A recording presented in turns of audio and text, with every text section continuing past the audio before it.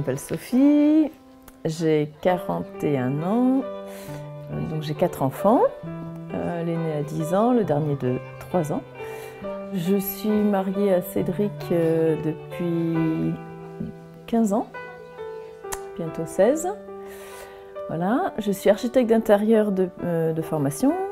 J'ai travaillé un bon nombre d'années. Là, je me suis arrêtée il n'y a pas très longtemps pour m'occuper de la famille, des enfants, de Cédric, etc. Tiens, je te donne ça. À l'école, Adrien. Mathilde, il a son soutien le matin. Cédric, donc mon mari, donc on s'est mariés en 97. Il a eu un accident de vélo 8 mois après notre mariage. Il s'en est suivi beaucoup d'hospitalisations, plusieurs mois de coma et un réveil assez long. Voilà. Et au bout de 6 ans, nous avons pu avoir notre premier enfant. Voilà. Et donc nous sommes maintenant à la tête d'une famille nombreuse.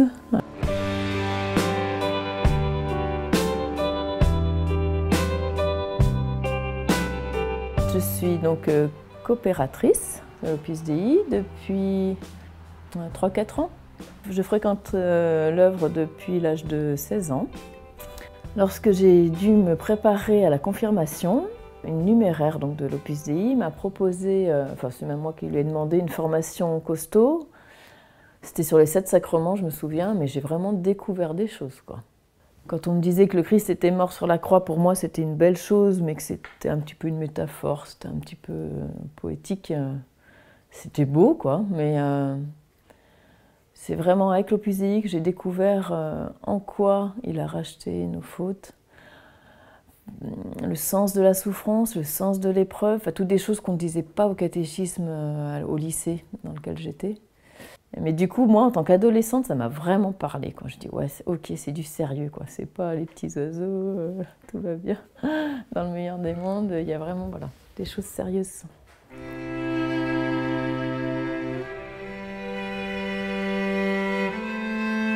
L'Opus Dei, c'est ça, c'est Saint José Maria, le fondateur.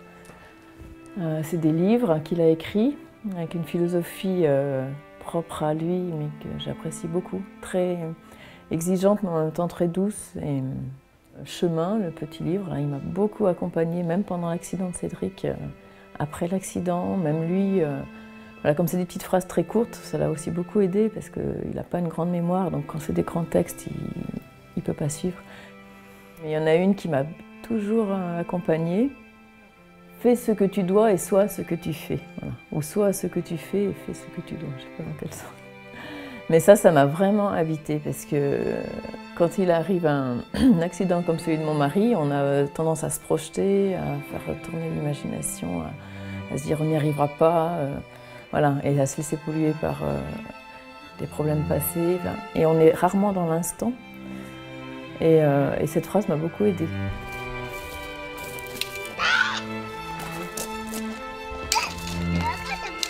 Donc déjà, quand l'accident est arrivé, j'avais 25 ans, mon mari 30. J'ai pas compris, parce que ça collait pas avec le début de notre histoire. Moi, des drames, j'en avais jamais connu, voilà, ça n'arrivait qu'aux autres. Et là, de se recevoir ça,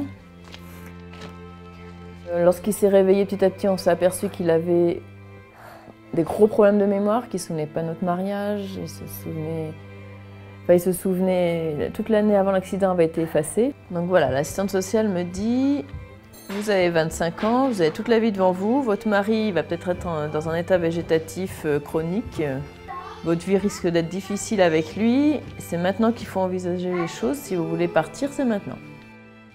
Moi, sur le coup, je me suis tout de suite dit, c'était hors de question que je l'abandonne. Cédric, c'est mon mari, c'est celui que j'ai épousé avec un traumatisme crânien. Donc ma place, elle est près de lui. Même si j'avais connu un petit moment de révolte, hein, ça m'est arrivé, hein, j'ai tout de suite vu que c'était stérile. Soit je me révoltais et je voyais bien que les conséquences, c'était une tristesse, une colère, j'allais me détruire. Soit j'acceptais les choses, même si je ne les comprenais pas toutes.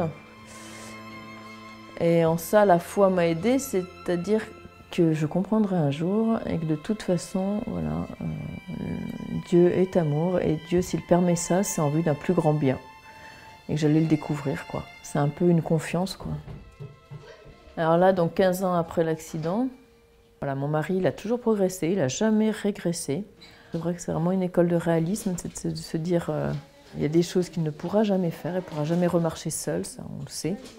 Après, au quotidien, la maison est vraiment adaptée pour lui, donc il fait pas mal de choses. Et sur le rangement, la cuisine, c'est lui qui débarrasse, c'est lui qui fait la vaisselle, c'est lui qui met le couvert. Enfin, puis sinon, il s'occupe aussi des enfants, ils peuvent jouer ensemble, partager des choses.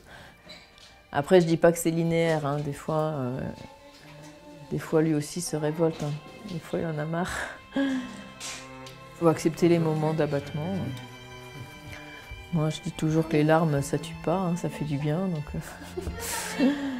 il a beau être un homme, il a le droit de pleurer. Voilà. Moi, j'ai beau avoir à la fois être combative. Voilà. Et ben, quand je pleure, je m'autorise à pleurer. Se dire, c'est pas grave, quoi, rien n'est grave, tout passe.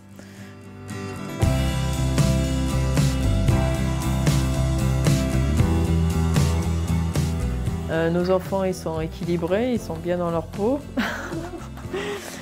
Donc là-dessus, j'ai pas de problème. Il faut aussi qu'on les arme, eux, par rapport au regard des autres, parce qu'on a une situation qui dérange.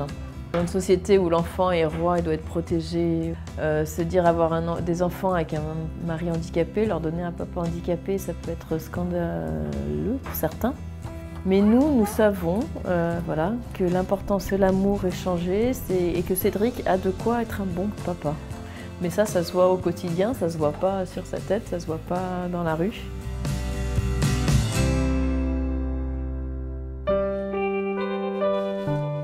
Saint José Maria disait souvent combien on est petit face à tout ça, qu'on ne comprend pas tout, mais que c'est dans cette humilité, dans cette faiblesse reconnue, que Dieu peut intervenir vraiment et nous aider.